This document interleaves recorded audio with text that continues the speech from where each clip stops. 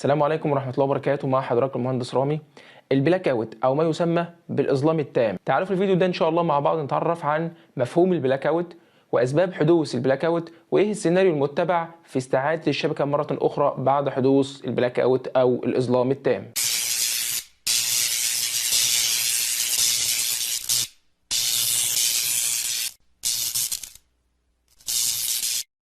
في البداية كلنا عارفين ان الشبكة الكهربية او الشبكة الموحدة بتاعتنا عبارة عن مجموعة من محطات التوليد متصلة ببعضها لتغذية مجموعة من الاحمال الكهربية. فالشبكة دي لو فشلت انها تحافظ على ثبات الجهد والتردد بتاعها، ده هيؤدي لخروج كل وحدات التوليد من الخدمة وحدوث ما يسمى بالاظلام التام، البلاك اوت. فده ببساطة كان مفهوم البلاك اوت. طب تعالوا نفهمه مع بعض اكتر بمثال. كلنا عارفين ان الشبكة الكهربائية بتاعتنا في وقت الذروة بتعمل على اقصى قدرة توليد ممكنة لها، ووقت الذروة هو الوقت اللي بيكون فيه معدل الطلب عالي جدا. ففي الوقت ده لو اي محطة توليد من اللي موجودة على الشبكة حصل فيها مشكلة لاي سبب ما وخرجت فجأة من الخدمة، فاكيد الاحمال اللي كانت المحطة دي بتغذيها بدأت تتوزع على محطات اخرى. بس خلي بالك احنا قلنا في الاول ان احنا في وقت ذروة، يعني كل محطة توليد شغالة على اقصى قدرة توليد لها علشان تقدر تلبي متطلبات الاحمال اللي هي بتغذيها. فلما تكون المحطة دي شغالة على اقصى قدرة توليد لها واجي احملها بشوية احمال من المحطة اللي خرجت، فده معناه زيادة التحميل على المحطات اللي موجودة على الشبكة،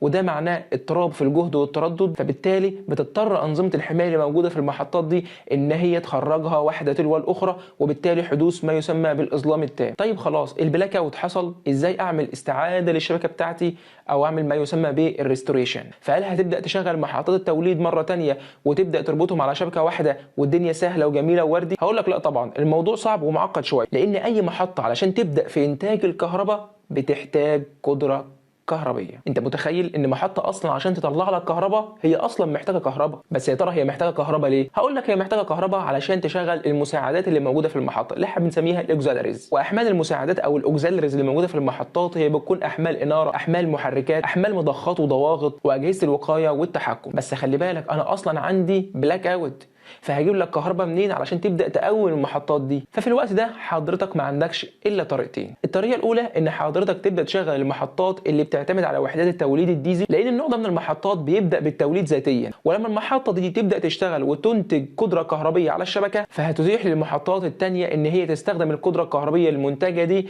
ان هي تغذي المساعدات بتاعتها، ومن ثم تبدا تقوم معايا المحطه تلو الاخرى لحد ما استعيد الشبكه بتاعتي. الطريقه الثانيه ان لازم يكون عندك ربط دولي بينك وبين اي دولة مجاورة علشان تقدر تمرر كمية كافية من الطاقة للشبكة عندك وتبدأ تستعيد محطات التوليد والشبكة بتاعتك. يبقى كده عرفنا طريقتين تقدر من خلالهم توفر الطاقة اللازمة للمساعدات لبدء المحطات تباعا. تعال بقى اما اقول لك على السيناريو المتبع في التخلص من البلاك اوت واستعادة الشبكة بتاعتك. اول حاجة لازم تبقى عارف ان المحطات الغازية بيكون لها الأولوية ان هي تقوم وتدخل على الشبكة بتاعتك. هتقول لي ليه؟ هقول لك لان المساعدات بتاعتها ما بتحتاجش قدرة كهربية عالية علشان تبدأ تقوم. خلاص المحطات الغازية بدأت تقوم وبدأت تشتغل وبدأت تنتج لي قدرة على الشبكة، فبالقدرة المولدة من المحطات الغازية ببدأ استخدمها ان انا اقوم المساعدات الخاصة بالمحطات البخارية. يبقى محطات غازية وبعد كده محطات بخارية، ترتيب دخول المحطات على الشبكة. ثالث حاجة ببدأ اطلق الجهد على شبكات الاكسترا فولتج زي ال 500 كيلو فولت وال 220 كيلو فولت، ولكن بشرط بدون ادخال اي احمال، يعني المولدات شغالة والمحولات موصلة ولكن على وضع النو لود. الخطوة الرابعة والاخيرة في السيناريو بتاعنا عشان تستعيد الشبكة وتتخلص من البلاك اوت ان حضرتك بتبدأ تدخل الاحمال بتاعتك تدريجيا علشان تضمن ثبات الجهد والتردد وتضمن استقرار الشبكة واستعادتها كاملة.